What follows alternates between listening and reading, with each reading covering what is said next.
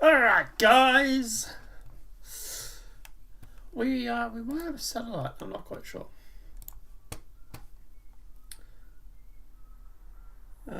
So we'll leave it as this one for now, and we'll see if Sat joins. He did message me and say, "Am I doing a show?" So maybe. Alright.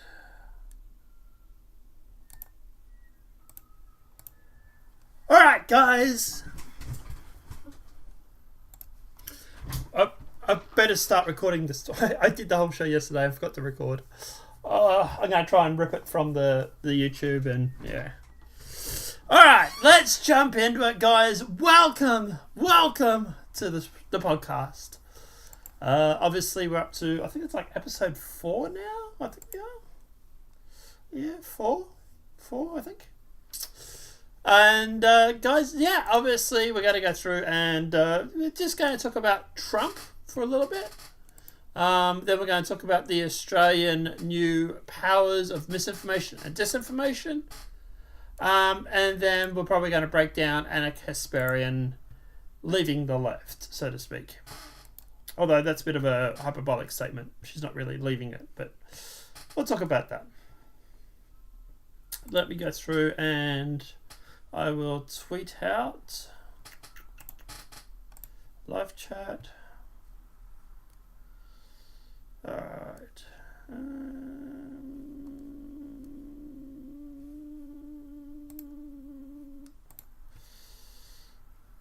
Alright. What I need to do is share to Twitter and tweet.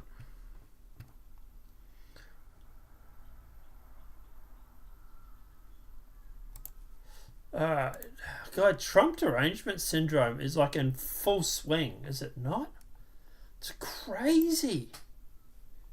People are like losing it. Like it is dead set scary how some people are just batshit crazy when it comes to Trump. I've got no idea. Like, so I just switched over to obviously send out the tweet, and I've literally just seen this. We'll just talk about this for a sec.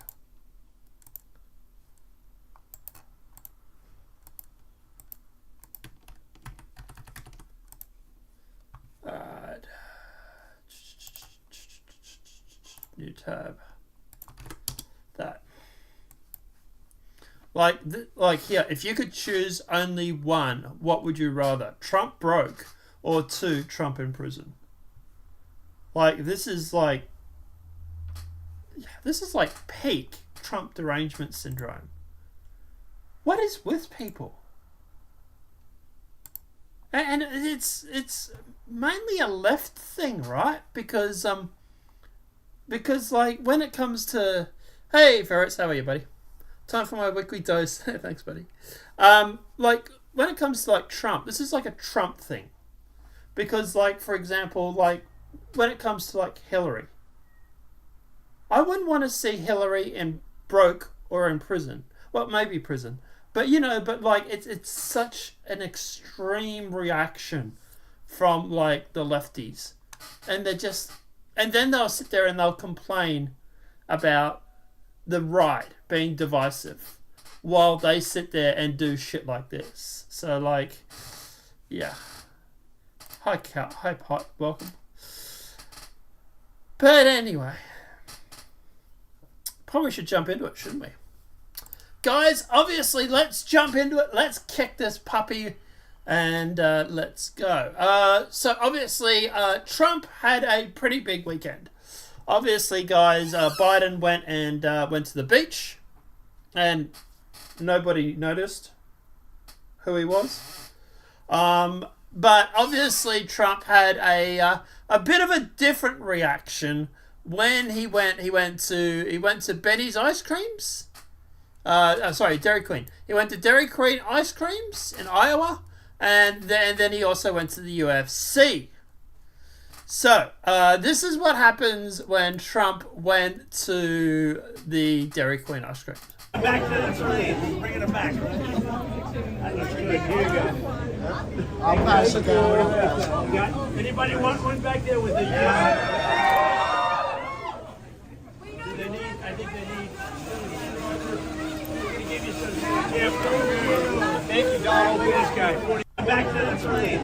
So there was actually a really good clip, and I don't get it actually, where he was like, they were like asking him for like a blizzard, and he's like, "What's a blizzard?" It was just so relatable. But obviously, yeah, he went to Dairy Queen, and apparently has brought a whole bunch of ice creams. Just saying, Trump 1 or 2 scoops, right?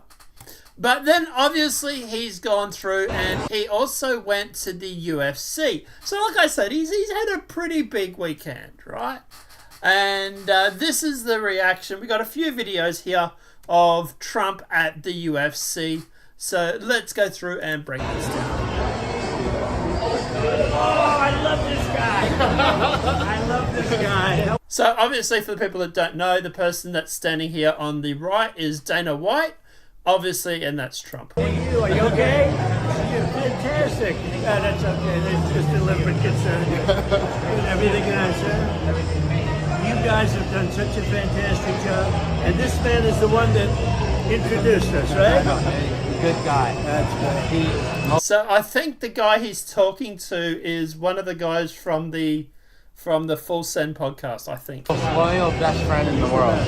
Yeah, do anything. You're the best also. Good, thank you. He was just talking about you when we were walking up here. Thank you, Mr. President. You take care of yourself. We'll do it again, okay? You're going to be the president again. We better be. Or the country's in big trouble. We're fucked.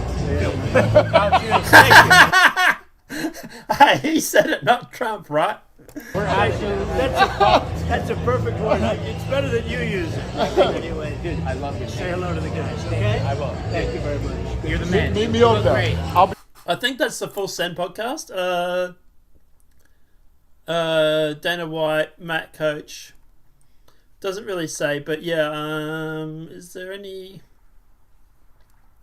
Yeah, it doesn't say. But I'm pretty sure that's the... I think that's the guy from Full Send podcast, I think. I think that's who he's talking to. But obviously Trump has walked into the UFC and was basically given a rock star welcome. So let's go through that. So, we got the man. as you might expect for International Fight Week, a lot of people are in the building, but no one needs more security than the former president of the United States, obviously a really good friend of Dana White. Oh my word, I mean listen, he's a massive fight fan, and that just shows how big this event is. Donald Trump has loved the fights for a long time. He's often at Madison Square Garden, but the International Fight Week, he has to show up, show his support. He has done since day one. It's good to see him here, Dom. Oh, it's no surprise that this man is here, because this is the only thing that stayed open in all of sports during some of the darkest times. Glad he's here. All right, let's go. So, So that's obviously Trump walking into the UFC.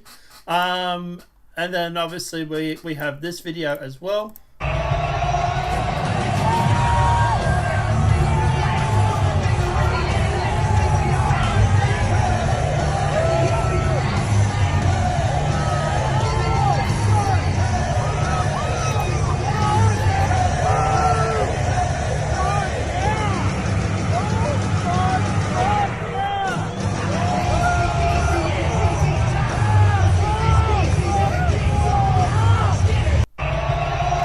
So let's just compare this, right, with Biden being at a beach and nobody even noticing who he is. I'll try and find that. I'll try and find that for you. But yeah, Biden was at a beach while Trump was doing this, and no one cared. No one at all. I kind of feel sorry for Biden sometimes, to be honest. Then we've got this as well. So this is one of the fighters in the UFC, literally like during a fight stopping, or before a fight stopping and coming up and saying hi to Trump.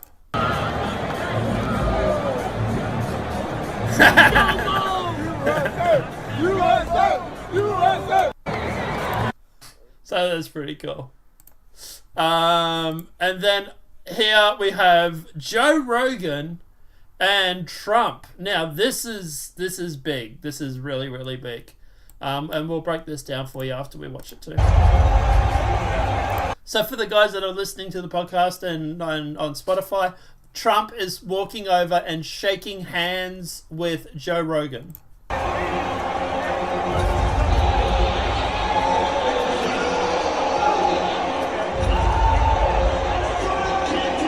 And they are looking very happy and very, very buddy. Now, this is obviously very different than Joe Rogan's original stance when it came to Trump. Obviously, when Trump first ran back in 2016, Joe Rogan really didn't like Trump much. He called him a bit of an idiot or something like that. You called him some sort of names.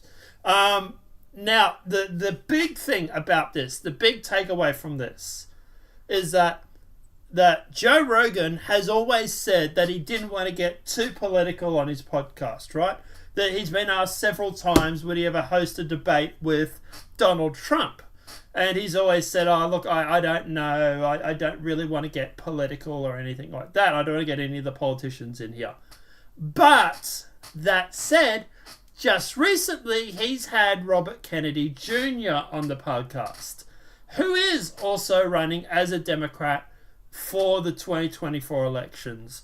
So he's kind of, I don't want to say broken his own rule, but he's already smashed that rule. I suppose it's broken. Let's call it broken. Let's call it for what it is. He's already broken that rule, right? So people are now wondering, well, with Trump and Rogan being so buddy, does this mean that we might actually get a Trump Rogan actual podcast? God, I would love so. I would really, really love it.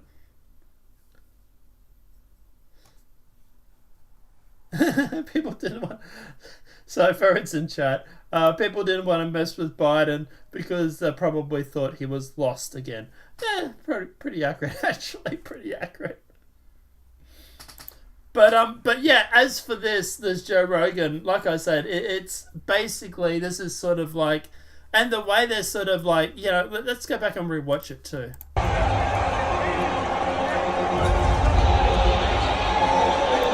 So I can't see what they're saying. I'm not good at reading lips, but Trump does point to Joe Rogan, and it looks like he's saying something like you or something like that.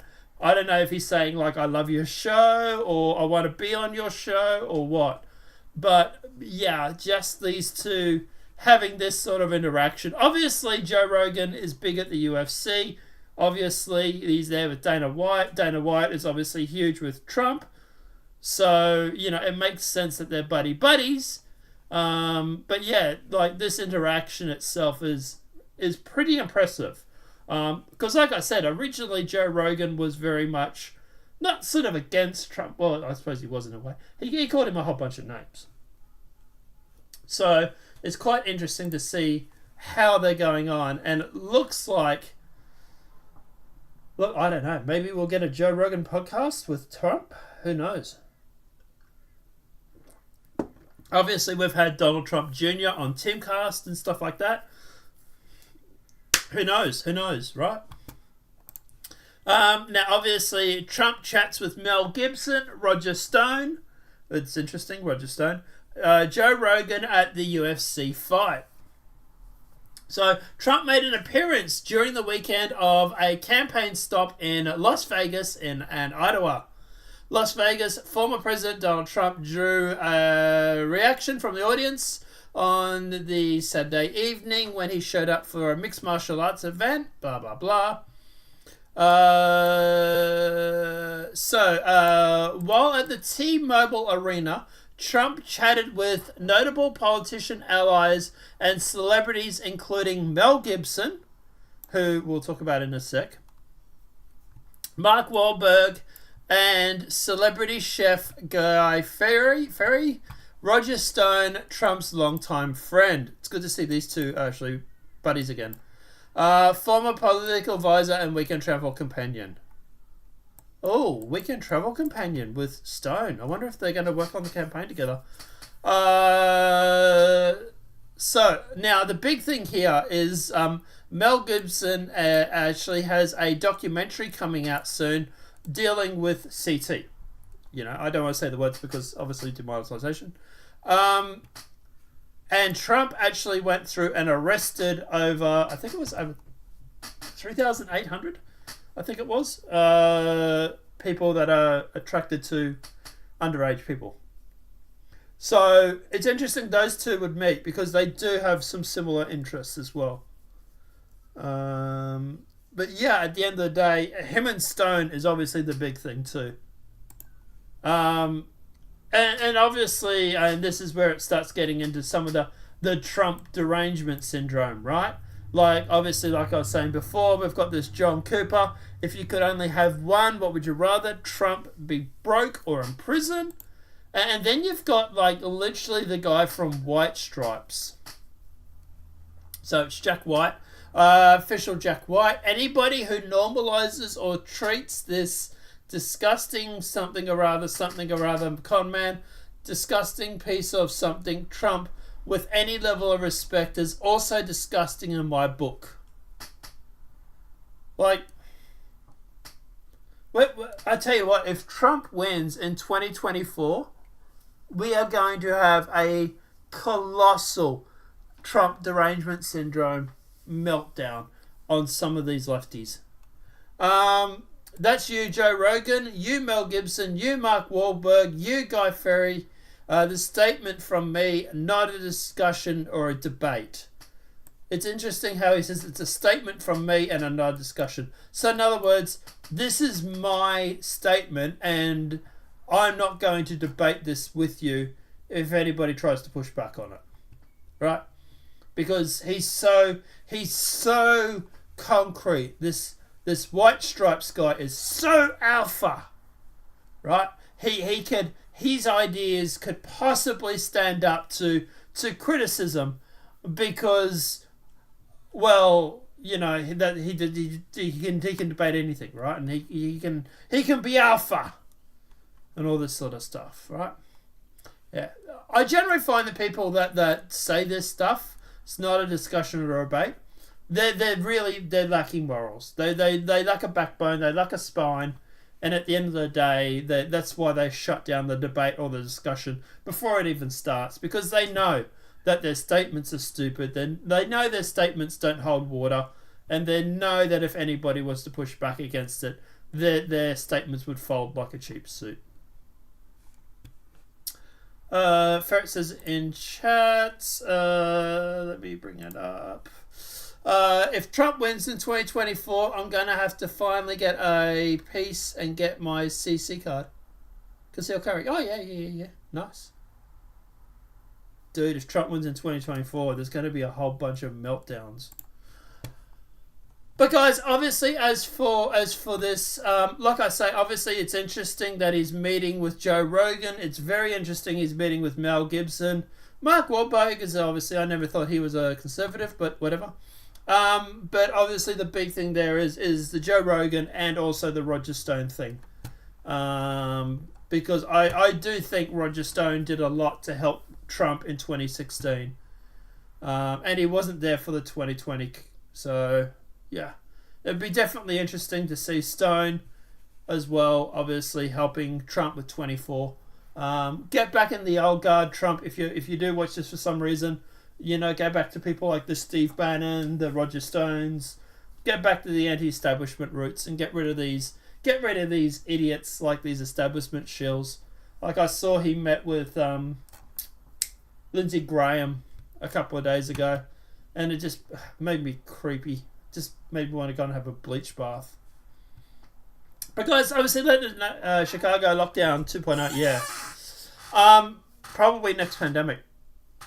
Next time there's a pandemic, you find that lockdowns are going to be worse. I've told you, bro, you got to get out of that blue state.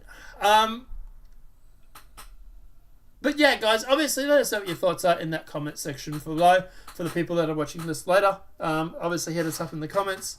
But as for this, I like I said, the biggest thing for me is the Joe Rogan and the Roger Stone thing. All right, let's jump into. We're going to hit a little bit of Australian politics now. A lot of the stuff I deal with is obviously American, but we're going full 1984 because basically what happens is that the Australian government wants to bring in a misinformation and disinformation campaign. So misinformation and disinformation poses a threat to the safety and well-being of Australia, or Australians, apparently, as well as our democracy. Here we go. We're starting to see a lot of people use this democracy being thrown around. Social and economy. So in January 2023, so literally, 6 months after the pandemic, not totally coincidental then at all, the announcement that the Australian government will introduce a new laws to prevent the Independent Regulator and the Australian Communications and Media Authority, ACMA, with new powers to combat online misinformation and disinformation. So the proposal powers would enable the AMC to gather information from digital platform providers or require them to keep certain records about matters regarding misinformation and disinformation. And enable that the ACMA requests industry develop a code of practice governing measure to combat misinformation and disinformation on a digital platform, and allow the ACMA to create and enforce industry standards for this. Now, you're probably wondering who is going to be the one that decides what is information or disinformation. Well, that would be the ACMA, or as we like to call them, the government. So yeah, this is the same thing that Europe has tried to bring in. And this is the same thing that Biden tried to bring in about a year ago. So AMC will not have the power to request specific content or posts be removed from digital services, so they claim. The ACM powers will strengthen and support the existing voluntary framework Australian government practice. Basically what this allows, it allows them to go through and I believe to fine corporations and businesses that go through and actually go through and actually have misinformation or disinformation. Now you're probably wondering, like I say, what is misinformation or disinformation? Well, misinformation or disinformation is what the government doesn't want you to know. For example, do we remember a certain pandemic where there were a lot of conspiracy theories being thrown around? And, well, let's just say the conspiracy theorists were batting, 90 out of 100. I don't know about the whole magnet on the skin thing. Although I did have someone the other day try and claim that was actually real. I think they were full of it. But as for the rest of it, where it initiated from, all that sort of stuff, they were batting 100. So, yeah. Obviously, they have 26 out of 43 days remaining. And you're allowed to obviously participate and have your say. But you do have to provide them with a contact name, organisation, contact details, all that sort of lovely stuff. Mm-hmm. So, new disinformation laws. The Australian government will introduce legislation this year to combat harmful and disinformation and misinformation. So, they're saying they will introduce legislation. So, what's the point in having your say, really? During the pandemic, rampant disinformation and misinformation on social media undermined public health efforts. There it is, everybody. That's the reason why we're bringing it in. Because of that. It's what it was all about. It's funny that they say that. Can we go back now and find out exactly? Can you give me an example of what you mean by that? Are you talking about, for example, if you get the jab, you won't get sick? Or are you talking about the original virus coming from a lab. I can probably guess which one it is. But yeah, Australia's decided to basically go full Orwell and 1984 and basically bring in a new governing body that will basically go through and tell you what is fact and what is false, because we're all NPCs and are unable to make up our own damn mind. God forbid.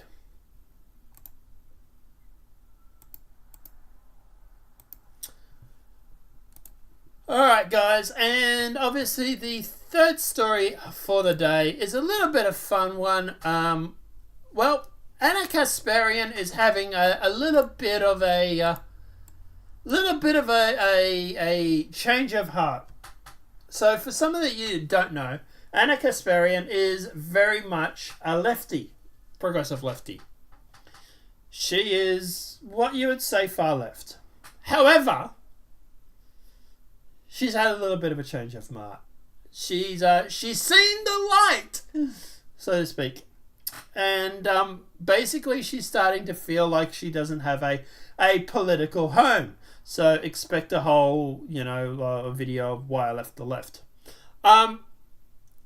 Look, obviously at the end of the day, this is obviously just showing how far left the left has gone. When even one of the members of the Young Turks doesn't want to have anything to do with you. You have literally jumped the shark. But she was obviously on the Snitch and Adams show. Looking beautiful, by the way. She's always beautiful, though.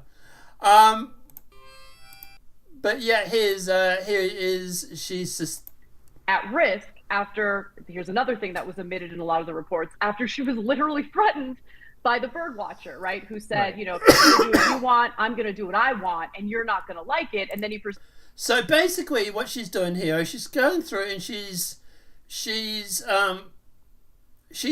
talking about all of these cases.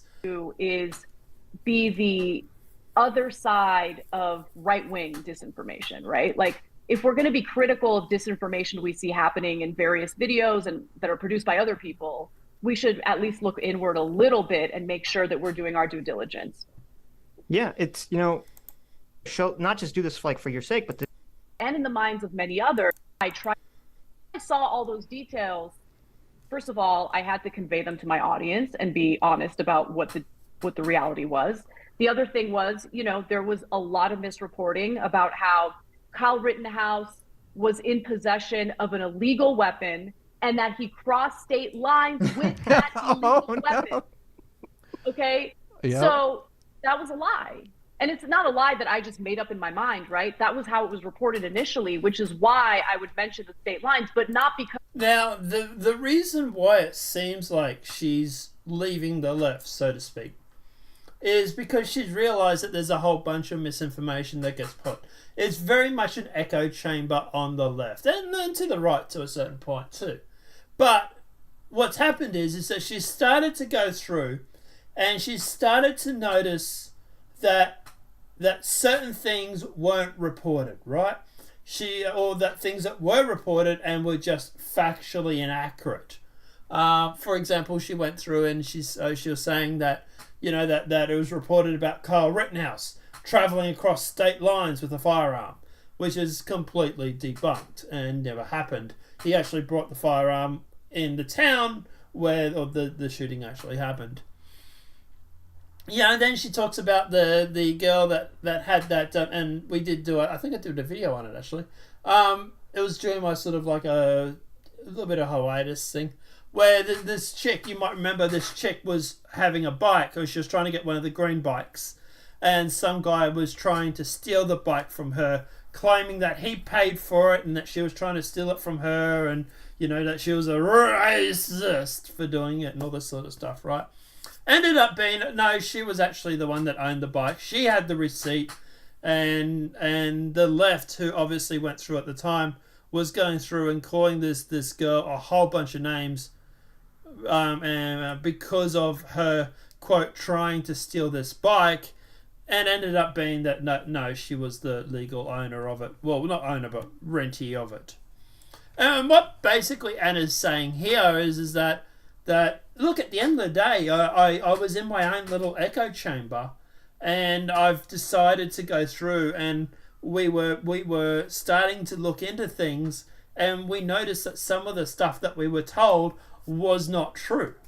Now, of course, once you start doing that, well, then that's when you obviously start thinking, well, hang on, if they lied to me about the poke, if they've lied to me about this bike, this girl that rented the bike, if they've lied to me about Kyle Rittenhouse, or they've lied to me about this or this or this, what else are they lying to me about?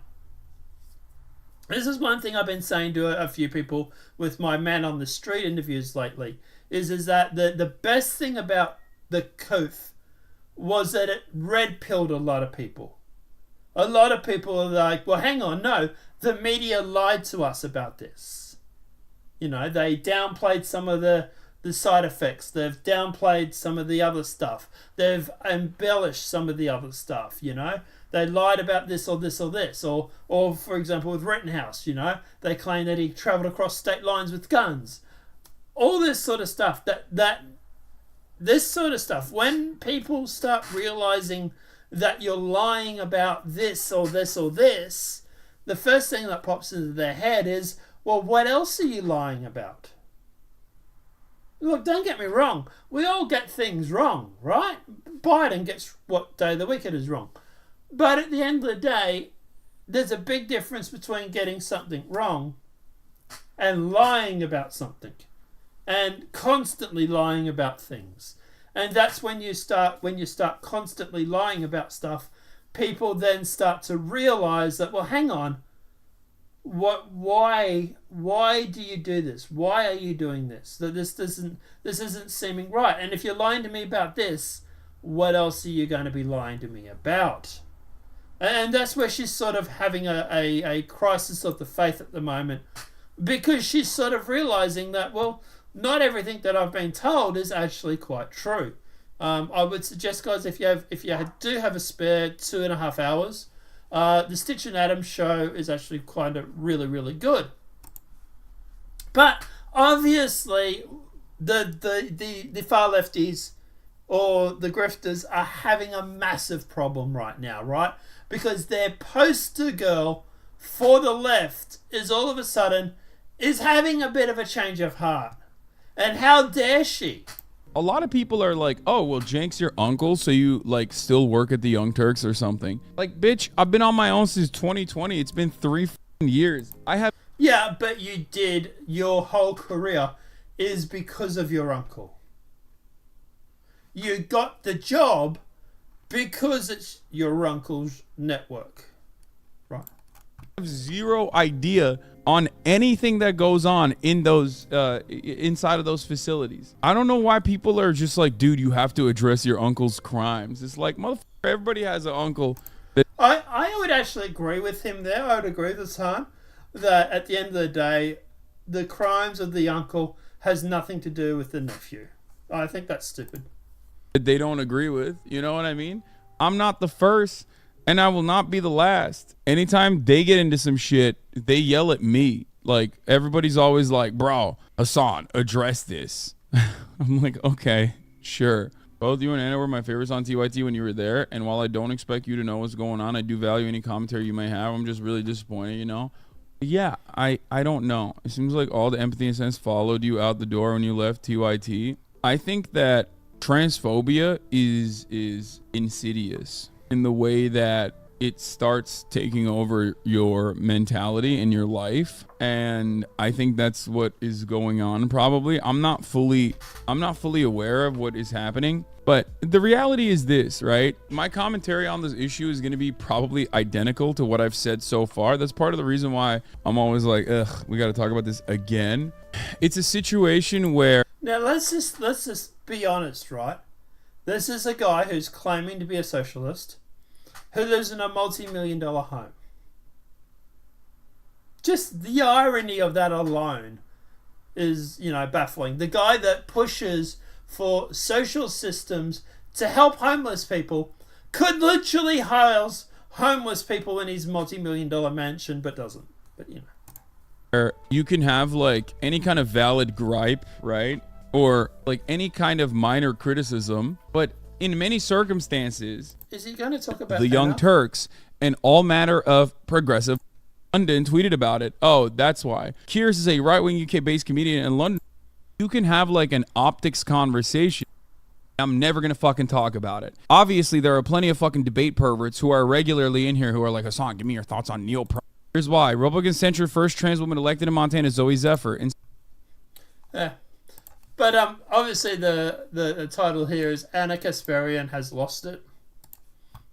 Then we've got TYT Anna Kasparian leaving the left. Host admits I don't know what to do to label myself anymore. Posted a video sharing that they are leaving the network over what they say is Kasparian and co-host Cenk Uyghur's complicity in anti-LGBTQ sentiment. Friend of the show, Alayemi Olerin, weighed in on the drama. She actually popped in on a live stream of a YouTube show called The Vanguard Boys to offer her perspective as they were covering the Anna Kasparian commentary and basically expressed some frustration that despite trying to stay out of it, she recently went on Young Turks to very patiently try to push back against some of the takes that they've had with respect to criminal justice issues. She, as a public defender, has a lot of expertise in that area and a very distinct position that was different from theirs. And she has been tried to like have constructive conversations.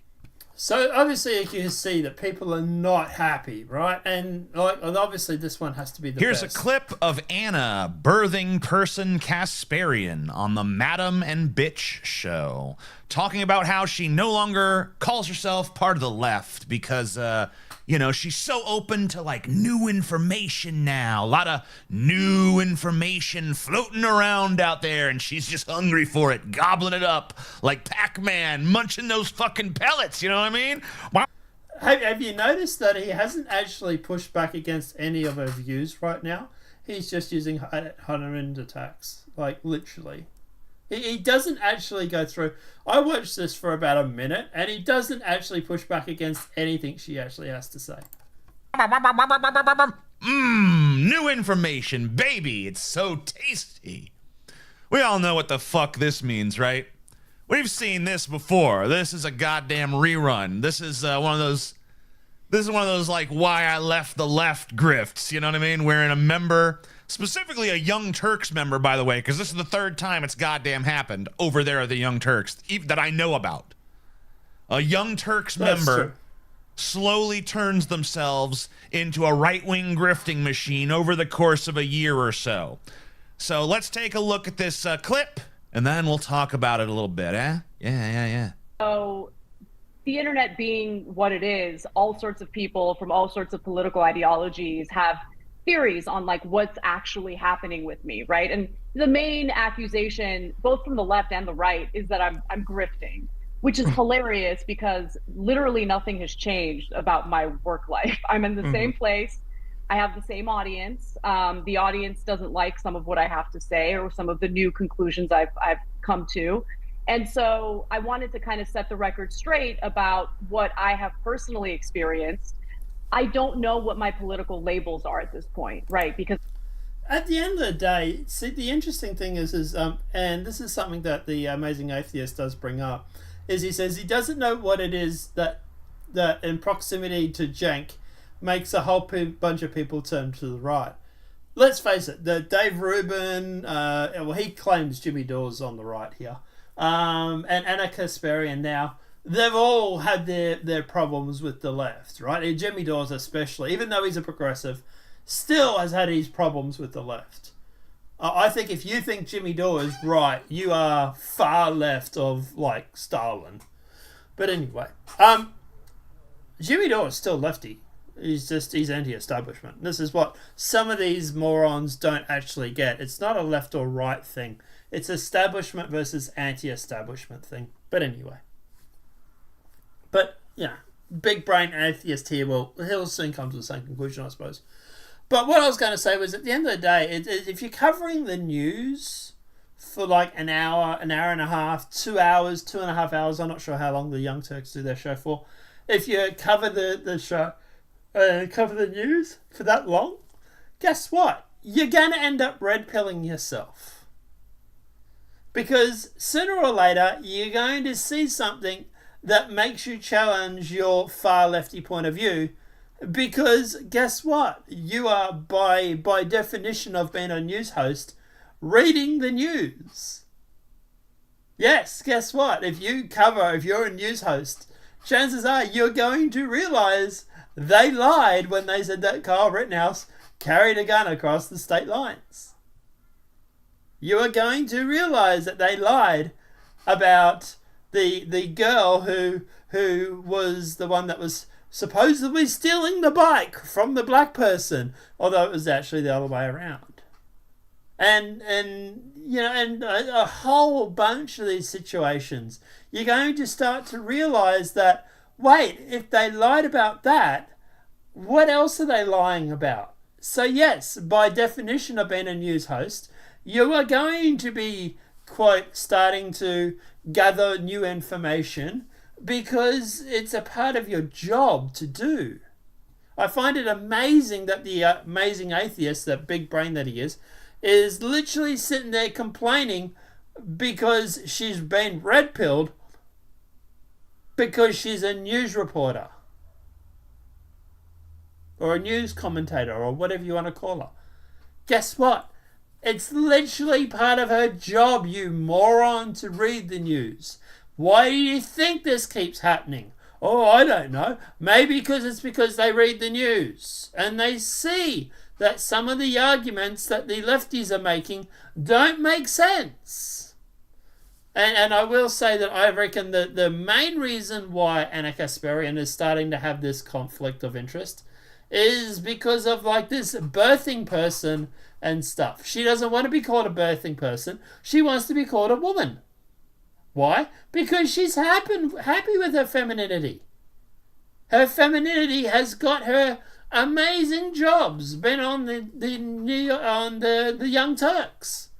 Do you think Cenk took one look at her and thought, boy, she's ugly, but hey, she really, really knows her news, so I'm still going to give her a job? Or do you think he took one look at her and thought, hey, look, she's a pretty good looking.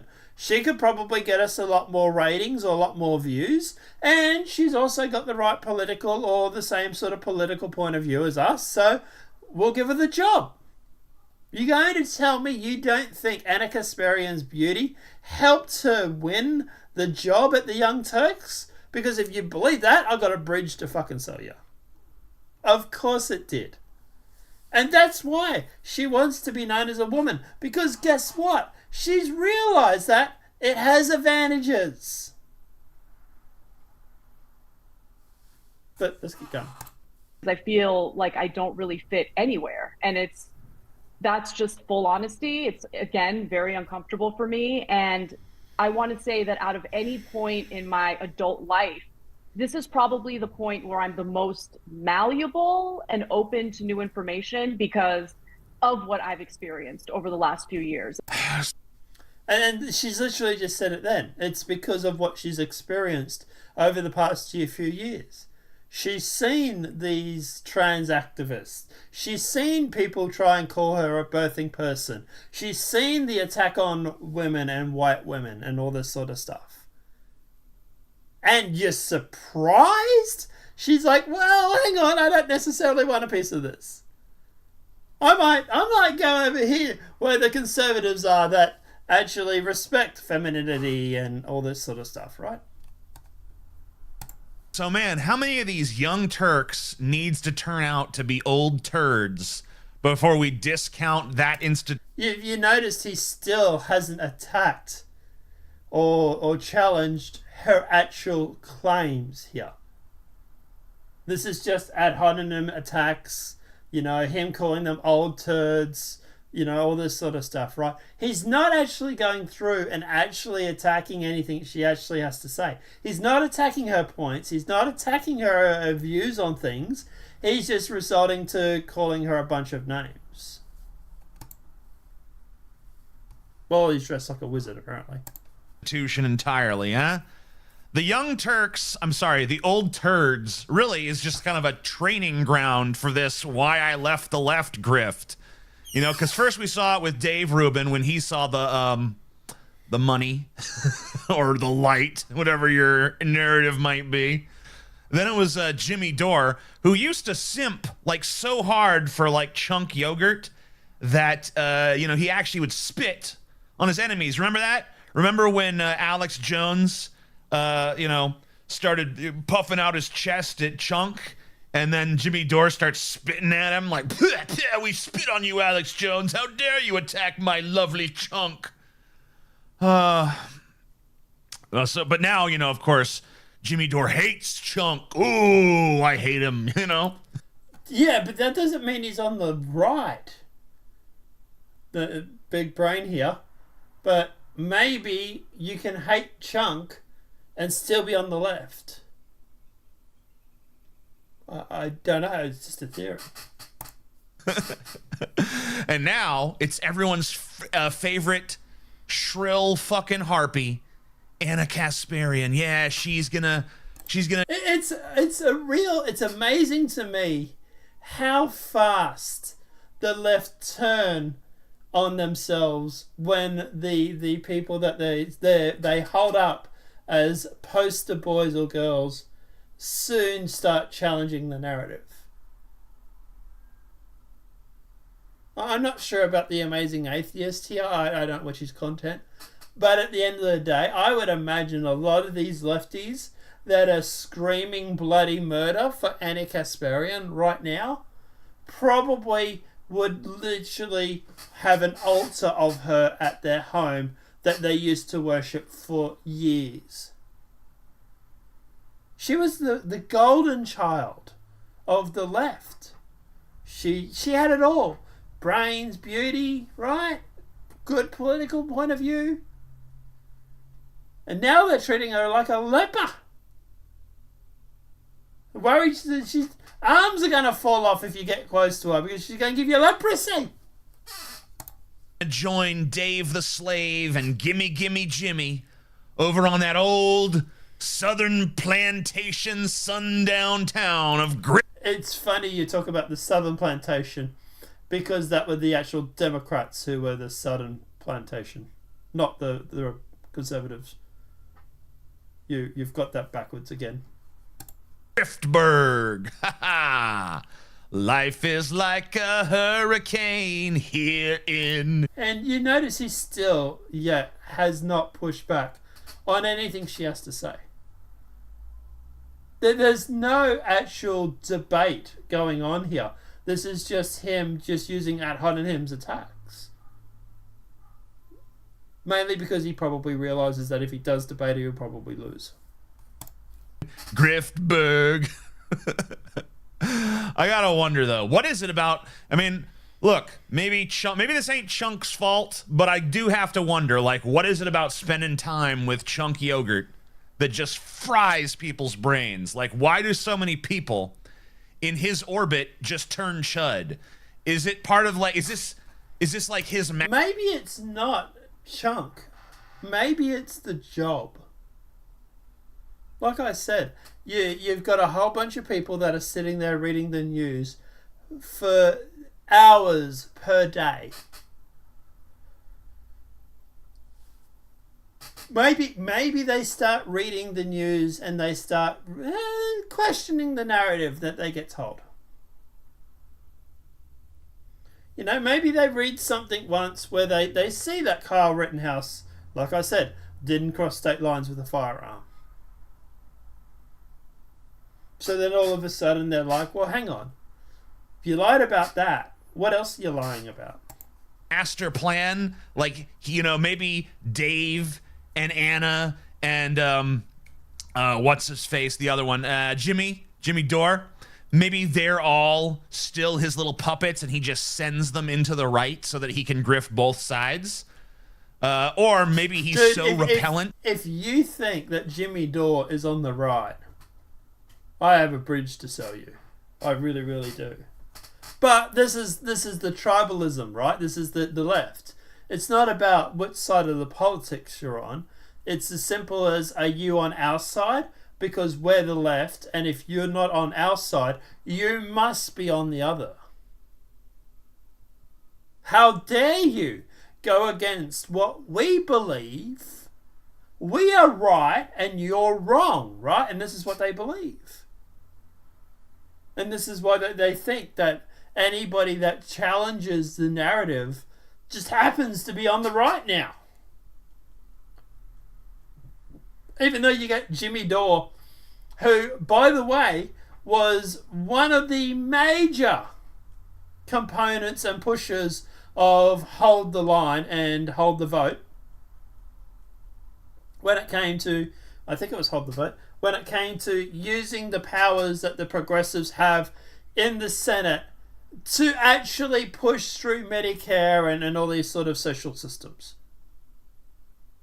He was literally advocating for the left, the progressive caucus of the left, to go through and to actually use the power that they had, because it was such a slim margin, and actually get stuff done for the left.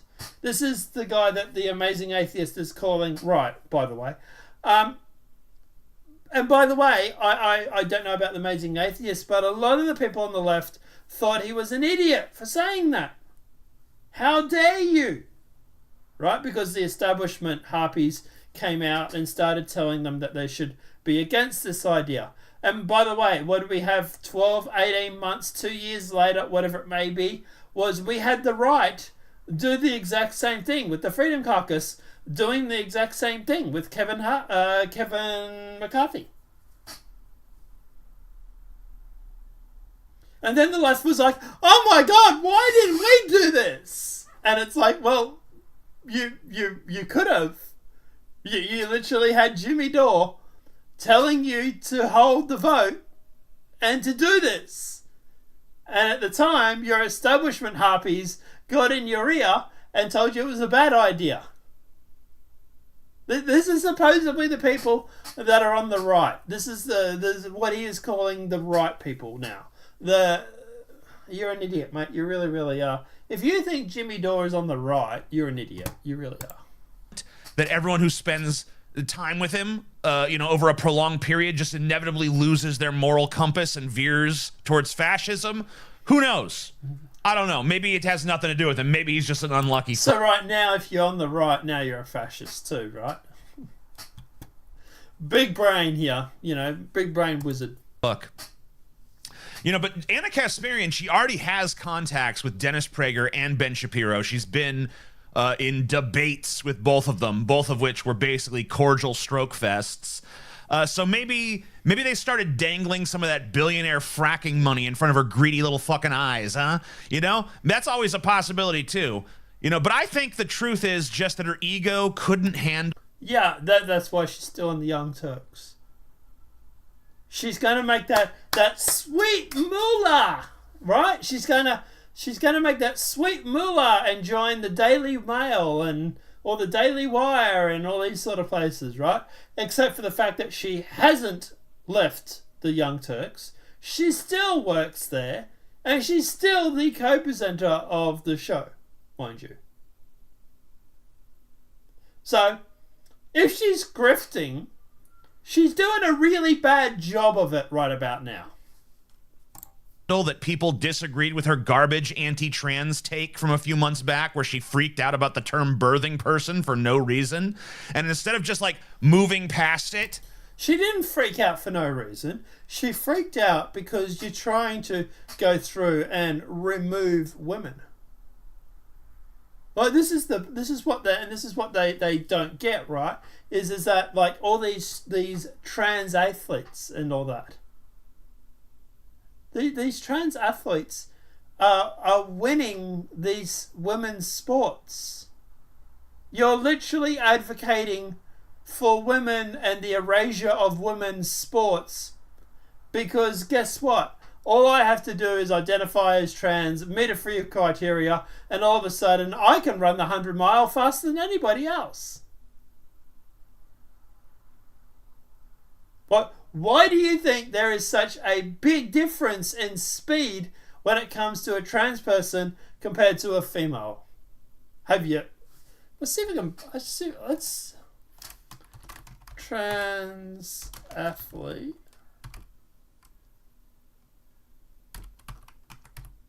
I know I can't spell. Competing against female.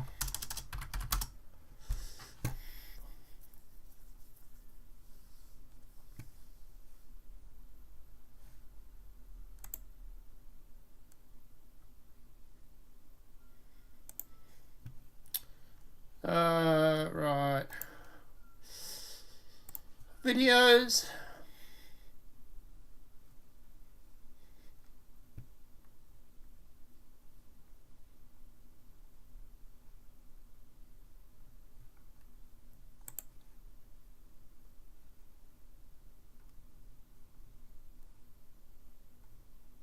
There was a video of women running in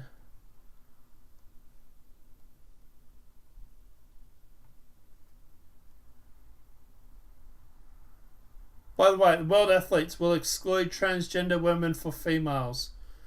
Yeah. So, you know, it's good to see Anna Kasparian was getting her pennies in a bunch over nothing, right? Right, Amazing Atheist? Because, like, it's not like even like the world athletes now agrees with her.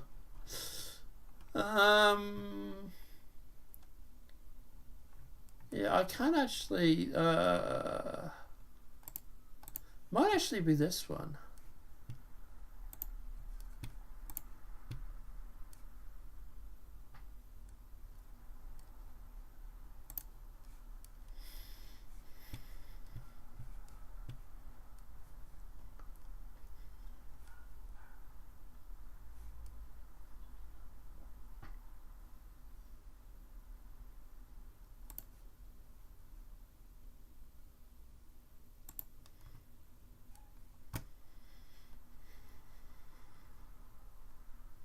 I have muted it just because, you know, copyright and stuff like that. Yeah, no, there was I can't find it, but there was a video where like there was a trans athlete that runs against the female competitors and just absolutely crucifies them. There's the videos where like the weightlifters are just crucifying the women when it comes to weightlifting. Yeah. So, yeah. It's not like it's for nothing. It's nothing at all. Or even like learning from it. I know what a novel fucking concept that is. She decided to start moving right, where she's going to be welcomed with open arms because there's nothing the right loves more than a former lefty who has basically hollowed out their own soul to make room for some right-wing talking points. The hate mongers on the right love that Anna is slowly turning more and more transphobic and sidling up to the chud side in this class consciousness erasing sideshow, this so-called... Here's the thing for you, Amazing Atheist. If you're having such a problem with the left leaving your political side, right? Like you've just said, there were 3 on one TV show alone, right? If you're getting such a mass exodus from the left to the right, maybe it has nothing to do with grifting. Maybe it has to do with the fact that you're all insufferable. Maybe it has to do with the fact that you're all frigging nuts. After all, you do currently look like a wizard. Just saying. Maybe it has something to do with you guys and not the people that are leaving the left. Culture war. It makes their little chud peepees hard. You know, they think they might get chunks, sloppy fucking seconds. You know, soon their own little regressive talking points will be coming shrilly, I might add, out of this empty vessel, this vacuous trash bag known as Anna Birthing Person Kasparian. So I say they can have her, all right? Take her. Just take her. I look forward to her upcoming PragerU videos about how the radical, extremist leftist dogma pushed her into being a Nazi simp. It's funny, the Nazis were actually socialists. They're actually lefties. Look forward to her upcoming... Hitler was great when it came to actually bringing in social systems for Germany. By the way, he brought in like Medicare for all and all these sort of symptoms, all these sort of programs. You go on about like Nazis and stuff. You guys have more in line to do with the Nazis than the right does. You believe in the same sort of social systems. You're the ones that go through and excommunicate people who don't agree with you. You go through and you vilify people that don't agree with you. Like, you are the Nazis. Daily Wire show, the Anna Hour, or whatever the fuck it's going to be called, where she rails eternally against the values that she pretended to have for the last 15 years. I hope her checks are fat. I hope her bank account gets bloated. I hope she fucking drowns in money. I hope it all turns out to be completely worth it for her and she happily grifts and grovels for the rest of her pathetic life. I don't know about y'all, but to me, that would just be as keen as a burlap sack full of Georgia peaches, baby. Oh, yeah. Totally well adjusted, this guy.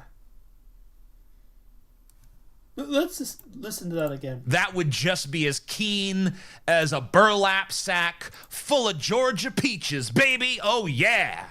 Feel it. I don't know about y'all, but to me, that would just be as keen as a burlap sack full of Georgia peaches, baby. Oh, yeah.